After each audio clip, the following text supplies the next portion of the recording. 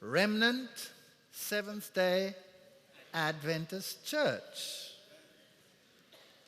That's quite a bold statement. In a world that seems to be steeped in emerging church philosophy, that's sticking your neck out. I'm proud of you. Thank you. I have a title there, but I'm not going to stick strictly to script because I believe the time is short. Can we talk? Yes. If you really belong to a remnant Seventh-day Adventist church, that means you represent a particular philosophy that is to call the entire world into a new paradigm, a new way of thinking. And it is a privilege and an honor to do this. And I believe that God is in the movement to call us into a new way of thinking. They gave me buttons to push, but they sometimes work.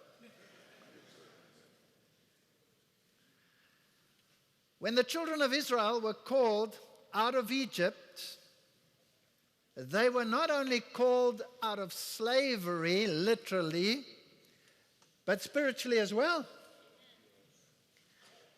And God wanted to transform them and change them into something which they vehemently resisted.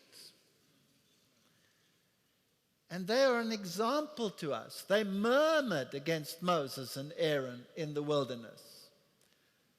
And they moaned about the flesh pots where they had been. And oh, those leeks and those onions and those wonderful things that they ate before. Now, I was an Egyptian. But we have to wrestle that weaver's beam from the hand of the Egyptian and kill him. Because if he doesn't get killed, he's going to kill you. He's going to kill you. I don't know how many animal products I consumed in my life. It is incomputable. But one thing is for sure, it must run into thousands of chickens because my wife made two, one for the family, one for me. I ate the whole thing by myself. And chicken in my lifestyle was considered a vegetable. Now, I could give you a long scientific lecture as to why we shouldn't do this or that or the other. They're all on DVD, and you can see them if you want to. But we will talk about those issues, a little bit here and a little bit there, and there are other speakers as well. And I went unto an angel and said to him, give me the little book. And he said unto me, take it and eat it up, and it shall make thy belly bitter, but it shall be in thy mouth sweet as honey. We've been, as a people, through that experience. We'll talk about that in the coming lectures. Verily, verily, I say unto you, he that believeth on me has everlasting life. I am the bread of life. Your fathers ate the manna. But we have the privilege to eat the real thing, to internalize the Word of God. And that means to experience a transformation.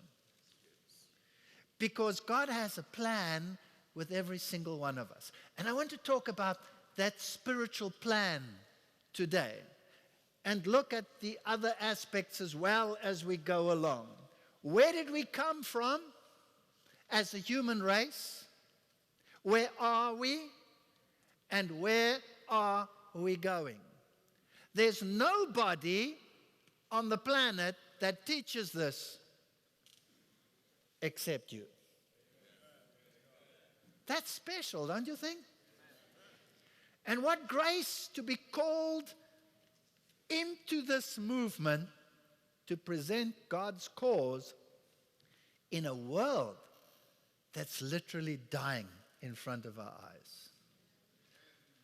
I think we are on the threshold. No, I am convinced we are on the threshold of the final events on this planet. And the time to beat about the bush is over. It's over. Jesus said unto them, I say unto you, except you eat the flesh of the Son of Man and drink his blood, you have no life in you. I'm always so surprised when people like to use the lifestyle of Jesus to justify their present lifestyle. And we must talk about that as well. So we have to eat manna until we come to Canaan. We need to have our pride humbled and laid into the dust, and we need to hunger and thirst for righteousness. And we need to set an example to the world that we really believe what the scriptures say. Didn't you say this morning? Substance of things hoped for. Evidence of things not seen. That city up there has to be such a reality that you can touch it.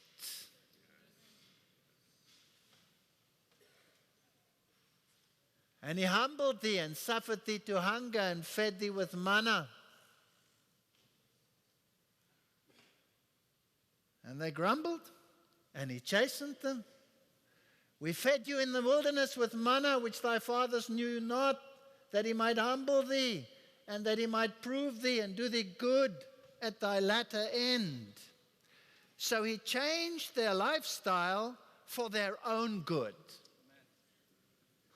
Now we are surprised when God, in the great final gathering of God's people, does the same thing. And we have people who just don't get it. They don't understand. Thou gavest thy good spirit to instruct them, withheldest not thy manna from their mouth. Thou gavest them water for the thirst. It rained all these things from heaven. He gave them all the evidence they needed. And yet they rebelled. Fortunately, we are not of that ilk. We wouldn't do something like that, would we?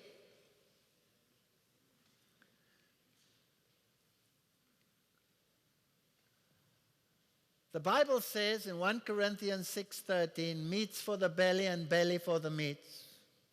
Food for the belly. In that sense, it's not flesh, it's general food.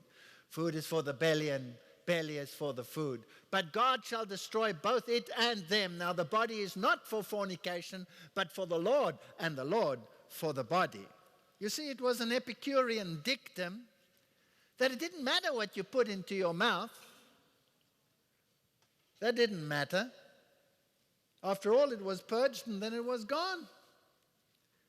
But Paul says it does matter what you put into your mouth.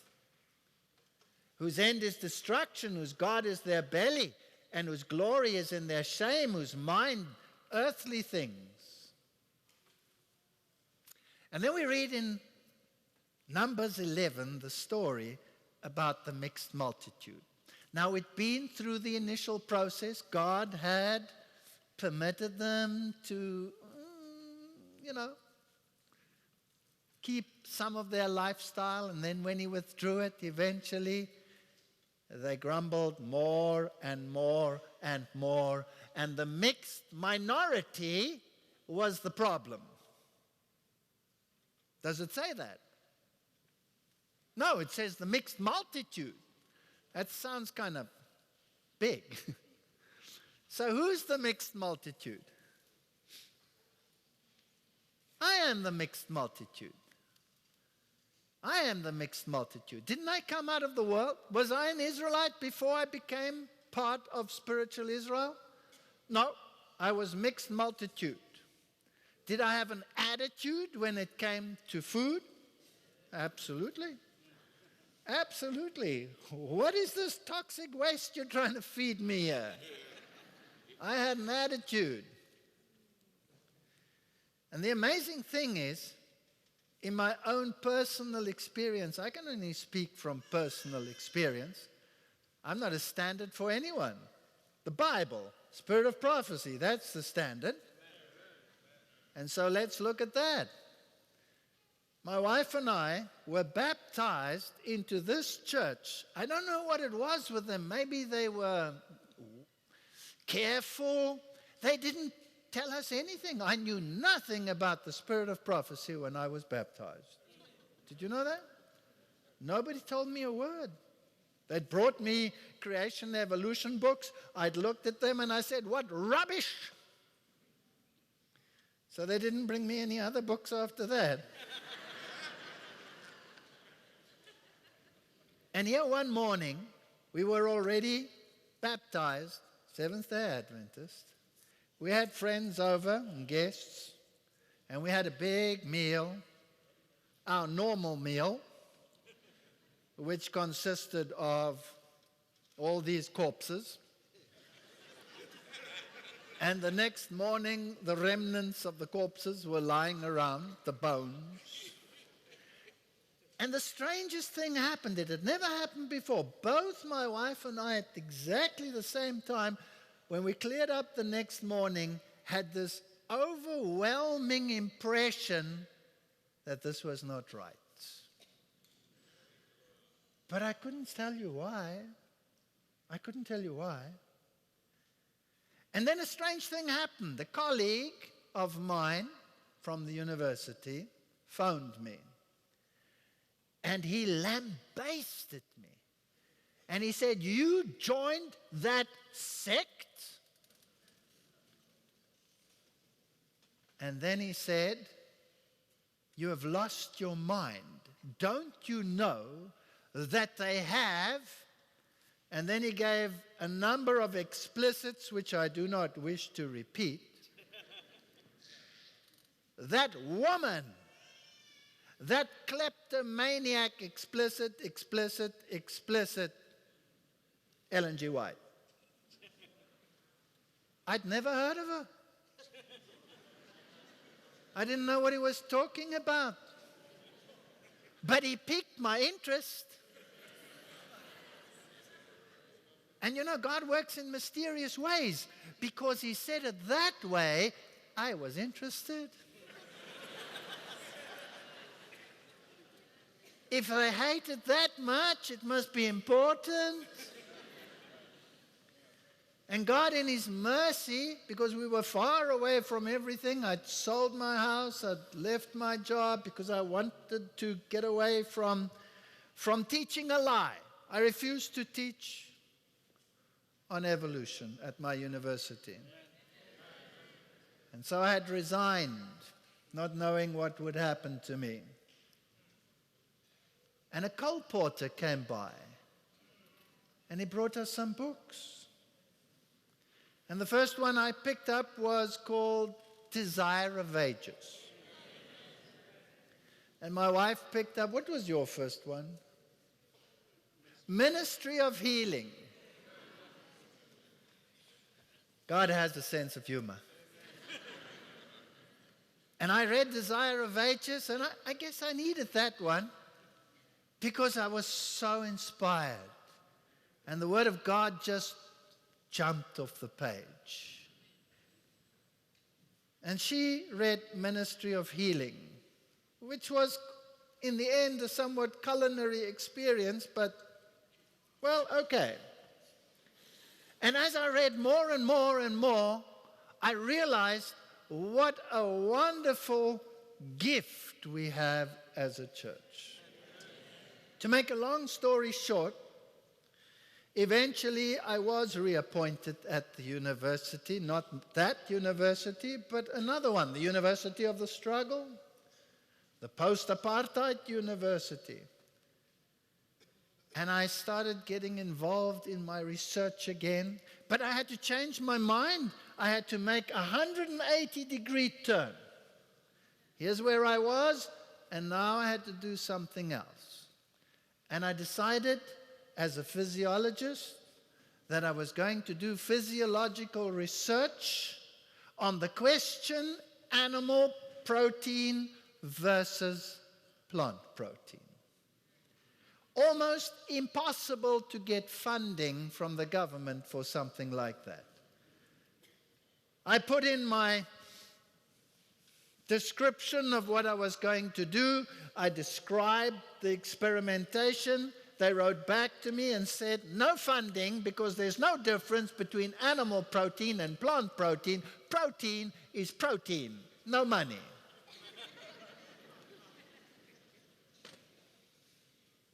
But there were a bunch of scientists from the agricultural sector that were struggling with something which was called skew leg syndrome. Sheep developed skew legs when they were fed in stalls on particular diets. And I was listening to one of them speaking, and I spoke to him afterwards, and I said, the problem is you're using animal protein in your feed, and that's causing the problem. The author thought I was crazy. And so he decided, together with me, to launch an experiment. I got some money from the university. We did the experiment, and lo and behold, after feeding the animals animal protein versus plant protein, they developed skew limb syndrome if they had the animal protein. And so we started analyzing why. And the conclusion was that the animal protein is much higher in sulfur-containing amino acids. And if you force an animal to metabolize that, they have to convert the amino acid to a carbohydrate for energy. They split out that sulfur, and it ends up in the body as sulfate, which is sulfuric acid. And immediately your body has to neutralize that, and the only path that your body recognizes, you can eat alkaline things until you're blue in the face. There's only one mechanism that all animals use to solve that problem, and that is a hormone cascade via parathyroid hormone that pumps calcium carbonate out of the bones into the blood to neutralize the acid. Skew. Now that's fascinating.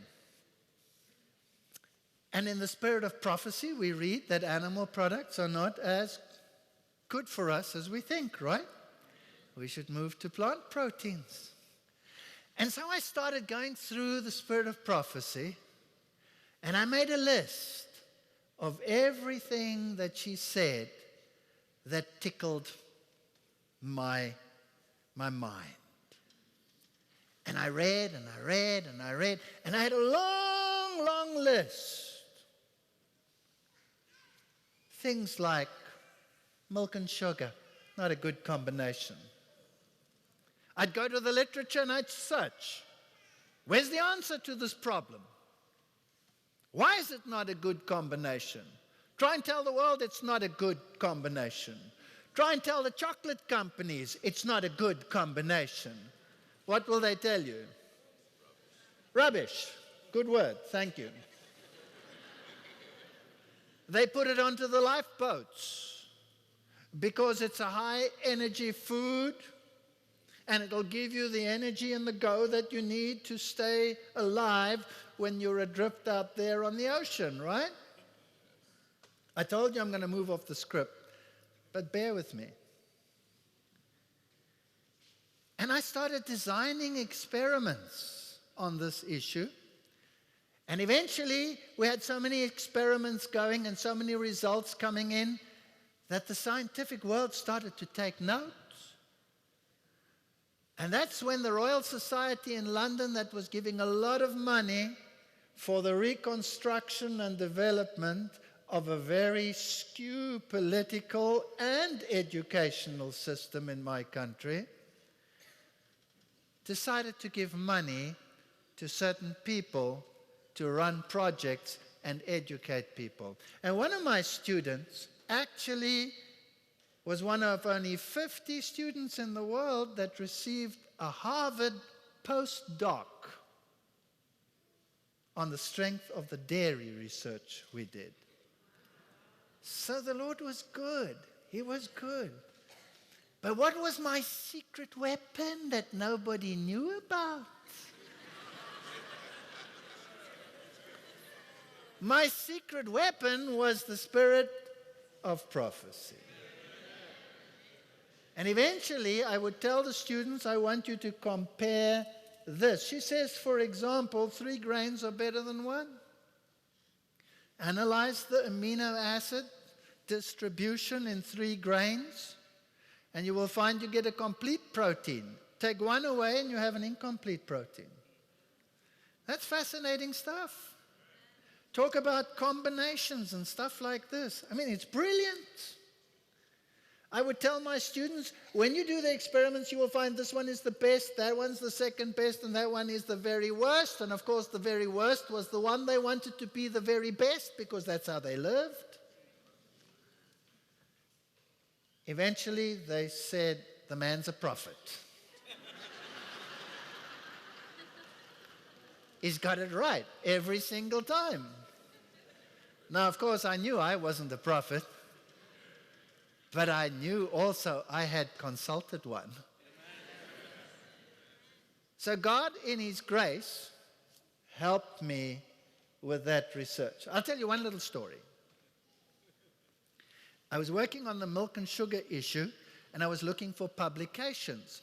Because whenever you apply for money for research for anything, you have to have some backing. Somebody who has worked in similar lines, and you say, I want to expand on this because of this, this, this, and the other. And I couldn't find anything. And so I sat in my office and I said a little prayer. And I said, God, I cannot find anything on milk and sugar combination that it is bad. Because every publication will tell you milk is good, and sugar in moderation, that's energy. Too much sugar, there's enough on that. But the combination milk and sugar, nobody argues about that. I mean, every drink that people drink in the evenings to go to sleep better is a milk and sugar combination. Isn't that? A little milk with a little honey, or a little Ovaltine, or a little Horlicks, or a little this, or a little that. It's milk and sugar, isn't it? And I prayed.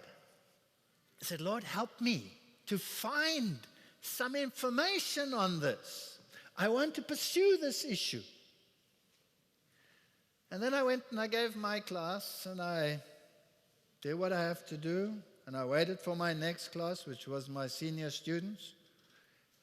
And the phone rang, and it was the physiology professor in another department. At that stage, I was in zoology. And he said to me, I have a serious problem. I just sent my students out of the class, and I clean forgot to tell them we have a visiting scientist from the Tygerberg Hospital Health Center. And I forgot to tell them, and now this man is coming and he doesn't have an audience. But I know that you have students now. Couldn't you bring your students over that I don't look like an idiot without an audience? Do me this favor, please. And I was angry. I thought to myself, I don't have time to give up my class now. We're behind already in our schedule. This man is bugging me. But I'm such a decent fellow, I said. Hypocrite. Sure, I'll do it for you. I'll do anything. So I went to my next class and I said, students, today we're not having class. We're going over to there and we're going to listen to a lecture. And I was grumpy. And I took the students. And the man got up, and he was this scientist, and he said, today I'm going to talk about something different. I was recently contacted by a major chocolate company who wanted me to prove that their product is superbly healthy. And as a scientist, I sat down and I thought to myself, well, what does it consist of? It consists of cocoa, and then it has milk, and then it has sugar. I fell off my chair. I had to get back up. My ears were bigger than they are, and that's horrendous. And I couldn't believe what I was hearing. And he said, so I started the experimentation by asking for student volunteers for money. You get them very readily on that basis. And I'd hook them up to all the equipment and take blood samples regularly.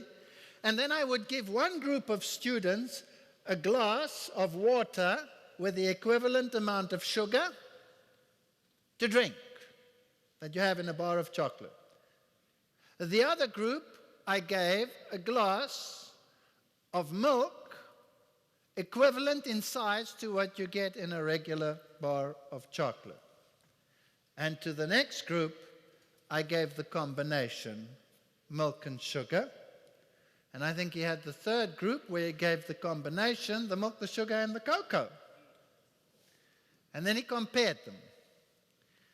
And then he said, when I gave them the sugar alone, these were the parameters, the blood pressures, the this, the that, and the other, and the triglyceride levels and the cholesterol levels and the this over a period of time. And as I gave them the sugar, it would go up. It would stay there for an hour or two and come down and go down. And I was surprised, he said, that the sugar would take up the triglycerides. That's the fat in the blood. Why would the sugar do that? Was it protecting the cells from a sugar surge or something like that? So that's an interesting point to ponder. He said, and then I gave them the milk, and the same happened. Of course, I expected there that the triglycerides would go up, and they did, and that the cholesterol would go up, and it did, because milk contains oxidized cholesterol, the very worst kind, and it did. And then it came down, and it normalized after 2 or 3 hours. He said, and then I gave them the combination. He said, what a disaster. It not only went up double, but it refused to come down. And it stayed there for hours and hours, sometimes up to 10 hours, before it normalized. He said the very worst thing you could take at night is the combination milk of sugar, because that's why people die of heart attacks at night. Because that combination makes the blood sluggish, clogs the system. And I take that and I think to myself, isn't this amazing? And here was this lady all these years ago, and she wrote it before there was a monitor to measure what happens to your triglycerides or your cholesterol or your whatever.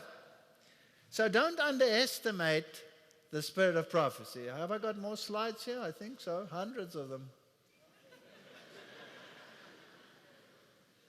So here they were, grumbling about the manna. Then Moses heard the people weep throughout their families, every man in the door of his tent. And they were highly upset because they craved flesh food. Did you know that it's addictive? It's a craving. It's like a drug. And you have to get it out of your system. You have to get it out of your system. When I stopped smoking, I dreamt for 3 years that I was smoking. I had to get it out of my system. I was not an Adventist when I gave it up. I did it with willpower. I'm a German. But meat, whew, that was a different story. And say unto the people, sanctify yourselves, for tomorrow. The Lord is going to do this thing, and he brought the quails. I'm not going to put the verses up. You know them. And the people died, and they called it graves of longing. They desired it. Now here's a typology. God had borne with their weakness until he had given them something better, but they rebelled, didn't they? And the second time, he said, all right, you crave this? I'll give it to you. I'll give it to you until it comes out of your ears. And then, while it was still between their teeth, the plague hit them. They hadn't even swallowed it yet. So here's a typology. When God takes us out of Egypt, he wants to retrain us to go back to Canaan. What was it like in Canaan? I give you every seed-bearing plant on the face of the whole earth, and every tree with fruit in it, and it shall be yours for food. That was the original diet. What is the future diet going to be like? You can read it in Isaiah. The same thing. And the lion will eat what like the ox? Does that mean the lion will become a vegetarian? Yes, it means the lion will become a vegetarian. Now, that tickled me too.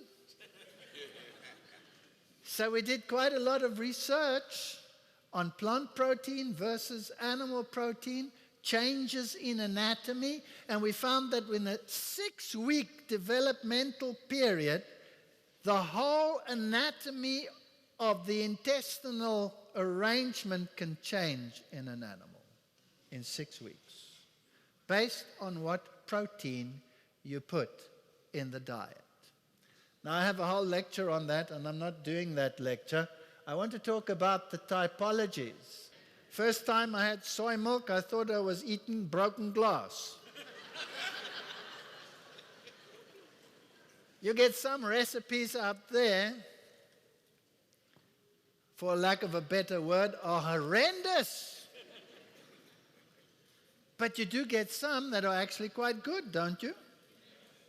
So why choose a bad one just because you want to be a saint? This is what the world finds. Study shows how meat spurs cancer growth. I'm not going to go into these details. I just want to show you that even the world is up to speed. Not as speedy as this thing, but never mind. And the author there is a very prominent person in health circles. She writes many articles. She's on many boards and clinic boards. Coffee, rich and unhealthful foods. We're without excuse. These things are unhealthy. It goes further. These are issues that can tear us apart. Did you know that? It's tearing our church apart. We have whole churches, in Europe particularly, after church it's coffee time. You go and drink coffee. Strong filter coffee, the real thing. Not grain coffee, that's for sissies. And everybody thinks that's fine. But the spirit of prophecy says it's sin. Why? Number one, it's addictive. It's just like a drug. Number two, if you get caffeine or theobromine, which is in cocoa, into your system, the first thing your body does, it releases cortisol. It's the fight and flight mechanism of coping with stressful situations. You're going to fight or you're going to run. But you're sitting in front of television or at your desk and you're putting that stuff in your body, right? You're not going to fight, you're not going to run, but your body releases cortisone. Cortisone tells your liver, pump glycogen as glucose into the blood because this guy's going to run like crazy. And there you get your glucose spike. plus all the psychological issues that go together with adrenaline and cortisone and all of those issues. You know, if you're going to run from an enemy, sometimes you don't think straight.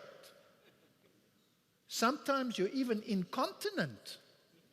So if you can't even control what's below, how are you going to control what's up there? And this glucose goes into the blood, and the body says, this man's not running, or this lady. I better solve the problem. Pump some insulin in there. Down it comes.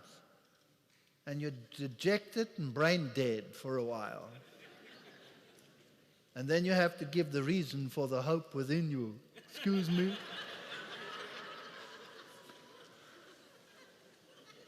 And what's the solution? Let's put ourselves through the same trauma a second time, and a third time, and a fourth. Thing about Nobel laureates that talk about this research. So there's nothing wrong with soya. Isn't it fascinating that when they exported things to China from the United States of America, whatever, steel, the ships went over there, and then the ships came back empty, and they rode too high in the waves and the water, and that was dangerous, and the ships were unstable, so they had to put ballast on the boats in order to give them some weight. And what did they get from China in return for their industrial wares? Soybeans. So they pumped the holds full of soybeans, and that's how the soybean came to the United States of America. As one of my colleagues who comes from the East says, Lord, very clever. He has ways and means of introducing something that nobody wants. In a short time, it will not be safe to use anything that comes from the animal creation. I really believe, brothers and sisters, we are there. I really believe it. Not only from my scientific research, but I've come to trust the spirit of prophecy. Today, there's a tendency amongst us to marginalize it, to make it of non-effect, not to take it away, because after all, it is a fundamental belief that would be embarrassing. Leave it there, but let's make it of non-effect. Let's say we cannot use it for exegesis. We can use it for homiletics, maybe. That means, use it like you would comfort somebody with it. But to say that she actually means that which she says over there with the exact same authority as the prophets of old spoke, that would be discomforting to some. Have you ever read The Great Controversy? And when it says there in The Great Controversy, the beast out of the sea is, the beast out of the earth is, the image of the beast is that exegesis? Yes or no? Is that telling us what the text is trying to tell us? Then that's exegesis, right? And if we give up that exegesis, well, then we might as well throw it all overboard and just use it as a devotional. But I found in my research that when I looked up these funny little quotes and put them to the test in the laboratory, she wasn't 50% right, nor 60, nor 90. It was spot on every time. I think spiritually, I would be able to say exactly the same thing. And then what about herself? Too bio. You cannot live too plainly when you are studying so constantly. Your father and I have dropped milk, cream, butter, sugar, and meat entirely since we came to California. We are far clearer in mind and far better in body we live very plainly. We cannot write unless we do live simply. So she practiced what she preached. She didn't only speak for the future, she started implementing it. What about us? When are we going to wake up? When we read of the dangers and the encephalitises that are coming? Ask yourself a question. Why would a nation destroy every chicken in its midst? Why would Hong Kong do something like that? Public reason? It was a precautionary measure. A precautionary measure to go and kill 1 billion chickens. If they cost $5 each, that's $5 billion that you're throwing away as a precautionary measure. Why would a country like Malaysia go and slaughter every pig? A precautionary measure. Why did they do that? Traveling in South Africa, I'm going from one, you would probably call it state, to another, county to another. Get stopped by the police. Roadblocks in the middle of nowhere. Nothing around. I'm in the middle of a desert. Roadblock. Roll down the window. I thought they wanted to know, where's my driver's license? I'm ready to take it out. No, he doesn't want my driver's license. Can we look in your car, sir? Oh, he's looking for contraband. He's looking for drugs. He's looking for AK-47s. Goes through the trunk. I said, you find it? Nope. I said, what are you looking for? He says, meat. What kind of meat you looking for? Oh, it doesn't really matter. No, I'm interested. What kind of meat you looking for? I was looking for pork. Pork? Do you drive around the desert with pork in your car?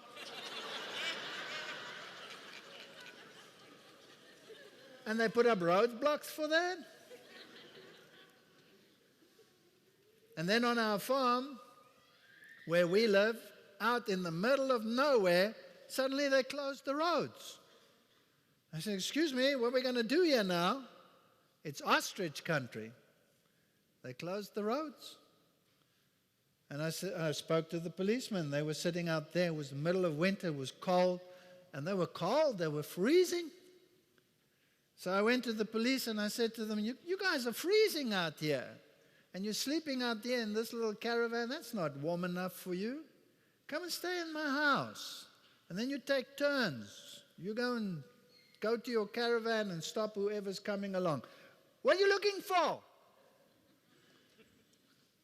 Ostriches. You see, they banned the sale of ostriches because of bird flu, right? And the farmers, well, that's a huge financial loss. So they would sneak the ostriches from the conservatory areas and sneak them via the back roads to some of the slaughterhouses that were still doing their things. And so they put up roadblocks. Now, why the pork? What was the problem with pork? There was nothing in the newspaper. It was encephalitis, the same that happened in Malaysia. An encephalitis virus. So you end up a cabbage for the rest of your life from eating a piece of meat. Whether it was clean meat, unclean meat, it didn't make a difference. You could end up that way from bovine spongiform encephalitis, couldn't you? Disease is increasing. We live plainly. We cannot write unless we do it.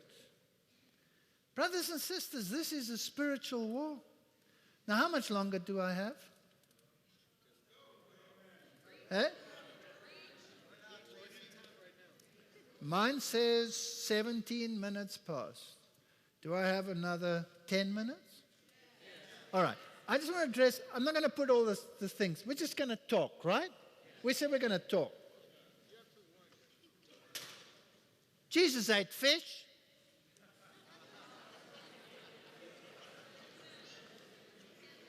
He did, eh? Yeah, ate fish. He must have eaten some sheep. Didn't he eat Passover lamb? Do you know what? Even in his resurrected body, he ate fish. Give me a piece. I'll show you I'm real. Did he do that? So if he ate it, it's good enough for me. Have you heard that? On more than one occasion, right? Okay. The Son of Man came eating and drinking, and you say he has a demon. When you went out into the wilderness, you saw, what did you see? A reed shaking in the wind? Or did you go and see a prophet? I want to tell you, you went to see more than a prophet. Because never was there one greater than John. And John the Baptist came not eating and drinking. Does the Bible say that? So here were two contemporaries. The one was eating and drinking, and the other one was not eating and drinking. And Jesus said, there isn't a greater prophet than that, more than a prophet. They asked Ellen White, are you a prophet? She didn't want to say. Later she says, my work embraces that of a prophet, but it is much more than a prophet. Okay. Now, why did Jesus do what he did? Because Jesus came to meet the people where they were. But he never, ever left mankind without the witness they need. If you go through the typologies, he took them out of Egypt, he put them on another diet, they rebelled. But typologically, he showed them what he really wanted. Whether they did that further later in their life is not the issue. Typologically, he showed them where he was going. Daniel serves as a type of God's people. Daniel, judgment, people of judgment. The time of his judgment has come. Who says that? We say that, don't we? We say that.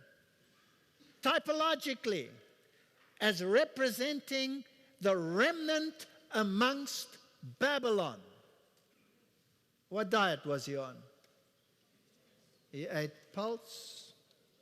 John the Baptist came not eating and drinking.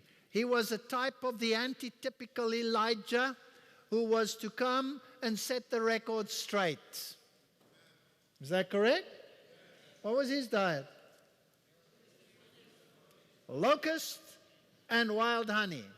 Now, I have the quote here somewhere in this presentation. You'll just have to take my word for it. I can look for it. I don't know if I'll find it. Did you know meat eating is dishonoring to God? That's a powerful statement. It must fly in the face of many a minister in our illustrious circles. Move. I'm going to try and get that quote quickly. Must be here somewhere. Let not any of our ministers set an evil example in the eating of flesh meat.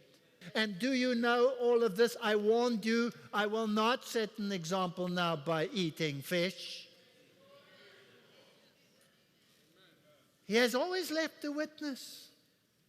But thank God he was so gracious, he came all the way down to meet us where we were. And at that stage, it was not yet an issue. They were only eating clean food. They weren't eating unclean food. How do I know that? Peter says, "Not so, my Lord. I have never eaten anything impure or unclean in all my life."